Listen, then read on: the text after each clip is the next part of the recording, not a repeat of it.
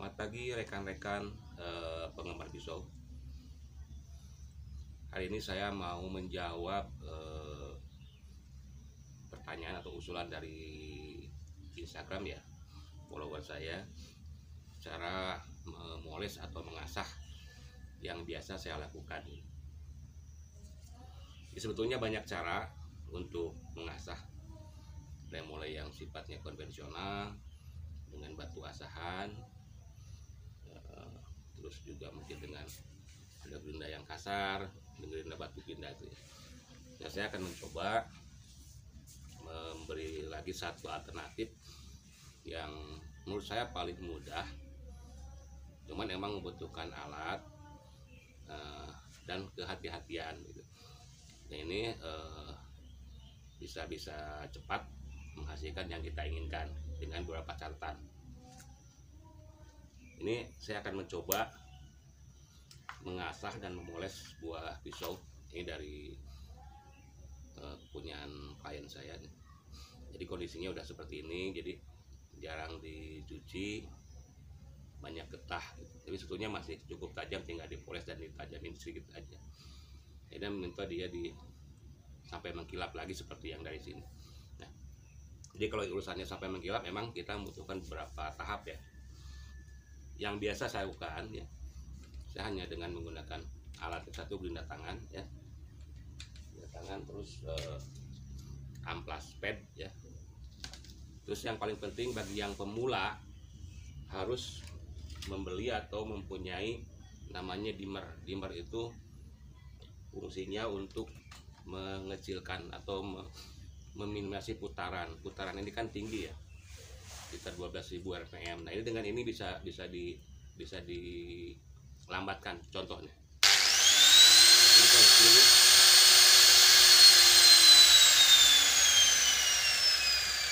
Nah, ini dia semakin kecil, ya fungsinya apa? Nah, saya terangkan fungsinya ya. Jadi karena memoles atau mengasah dengan amplas ini menghasilkan panas, kadang terlalu berlebihan, maka caranya adalah dengan mengecilkan RPM dari ini. Satu, dan kedua, setiap saat ini dicelupkan ke air untuk menjaga jangan sampai si ujung-ujung yang paling tipis ini overheat. Kenapa? Karena dengan putaran tinggi semakin panas, ini bagian ujung yang sangat tipis ini akan kebakar, dan itu artinya akan menurunkan kualitas bajanya. Itu yang harus dicatat ya, pertama.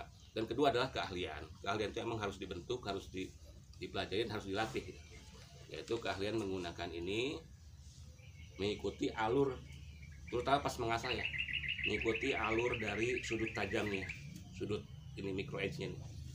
Nah, ini.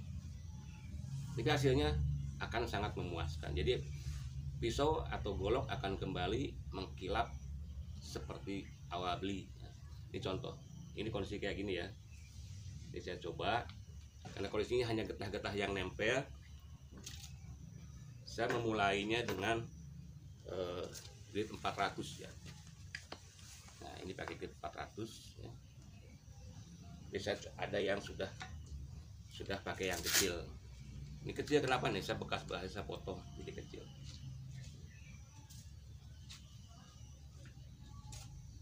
Nah, ini 400 yang bekas saya potong juga kecil. Aslinya seperti ini 4 inci. Pakai 400.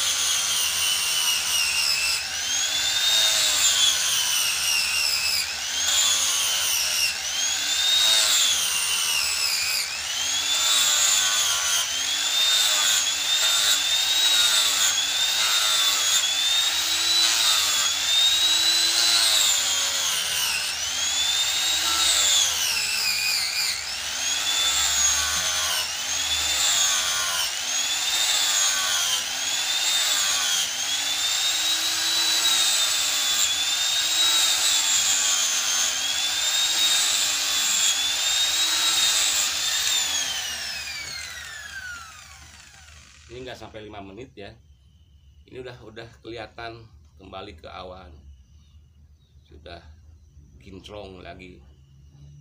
Ini belum diasah total.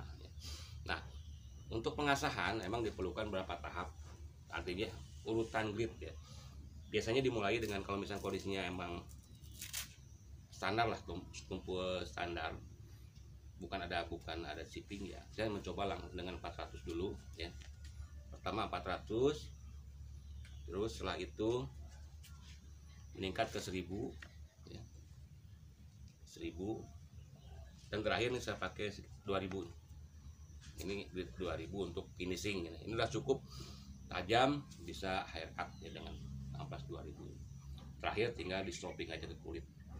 Ini urutannya seperti itu ya.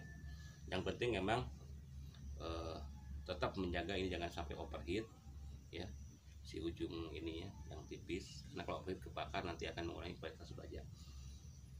Nah, ini tadi udah saya coba ini memoles ininya nih, memoles tadi yang bagian ini sehingga kilap lagi. Nah, saya akan coba mengasah nih, coba di cut dulu. Untuk mengasah ini yang paling penting adalah terutama untuk yang awal-awal belajar, kecepatan harus diturunkan ya. Nah, RPM harus diturunkan. Kenapa? Akan mulai gesekan sehingga tidak terlalu menghasilkan panas. Tetap harus ditiup air. Nah, kedua, menurunkan resiko dari bahaya, karena putaran tinggi begitu salah sudut dia akan kena ini, akan rusak. Nah, kita coba ya. Kurang kencang sedikit.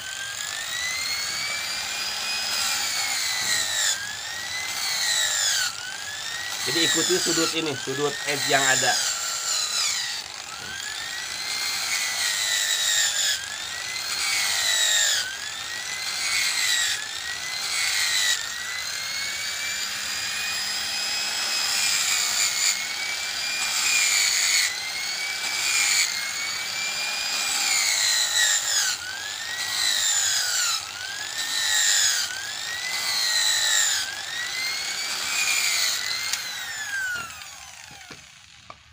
Ini 400 sudah cukup tajam. Nah, kita akan beralih ke 1000 ya.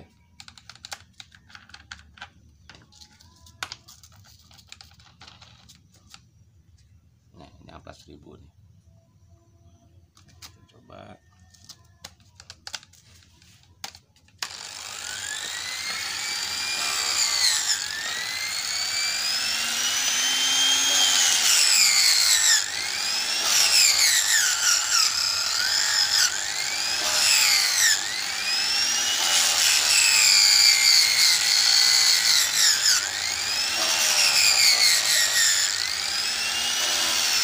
Hati-hati kalau udah kena sudut ini.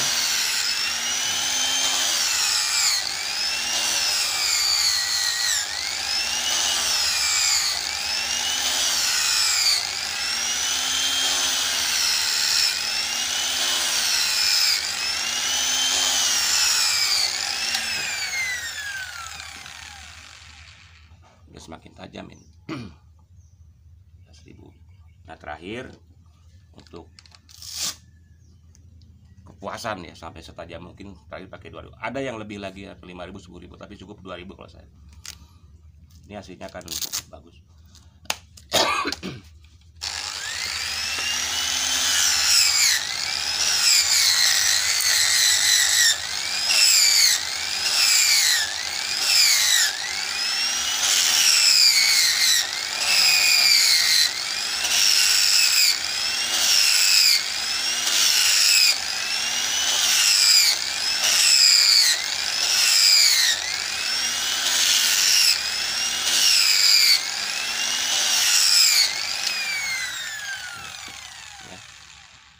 Jadi dari tadi yang kelihatan kotor, nah saya kembali mulus.